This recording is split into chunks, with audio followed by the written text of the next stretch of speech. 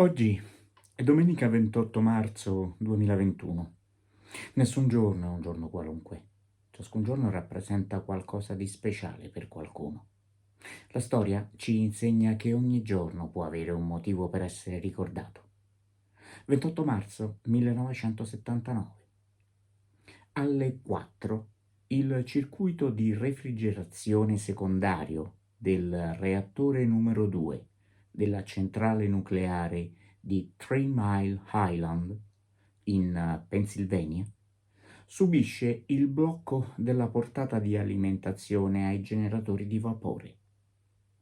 Ciò comporta che nel circuito primario di raffreddamento del nocciolo si verifichi un aumento considerevole della pressione del refrigerante. Di conseguenza si apre una valvola e scatta il blocco di emergenza del reattore.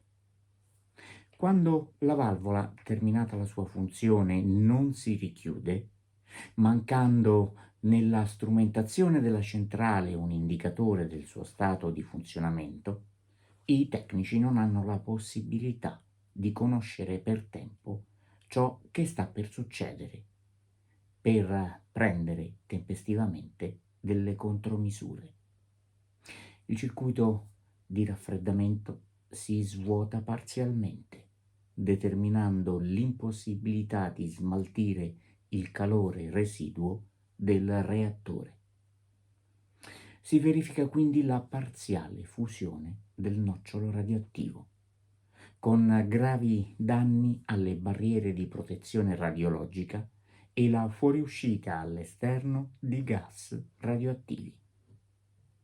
È il più grave incidente verificatosi negli Stati Uniti a una centrale nucleare. Viene classificato al livello 5 della scala INES, la scala internazionale degli eventi nucleari e radiologici, che conta 7 livelli. Dopo un mese il sistema di raffreddamento viene ripristinato e l'unità 2 chiusa. Ma per la sua bonifica sono necessari 13 anni. Nell'aprile del 1990 vengono completati la rimozione e il trattamento di oltre 100 tonnellate di combustibile nucleare e di materiale prodotto dalla fusione del nocciolo, che vengono stoccati in contenitori di acciaio nei laboratori nazionali dell'Idaho. Costo dell'operazione 975 milioni di dollari. L'impianto reso inattivo è tuttora sotto costante monitoraggio. Il suo completo smantellamento è previsto per il 2034, per un costo al momento stimato in 837 milioni di dollari. Ogni giorno può lasciare un segno indelebile. Viverlo con lo spirito giusto può renderlo tale. Secondo uno studio dell'Iowa State University, 12 minuti al giorno per esprimere gentilezza verso gli altri e insegnare buoni gesti e belle regole ai bambini sollevano il morale e rendono più felici.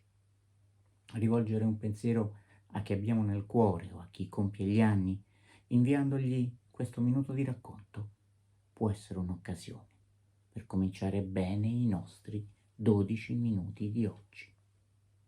Buona giornata.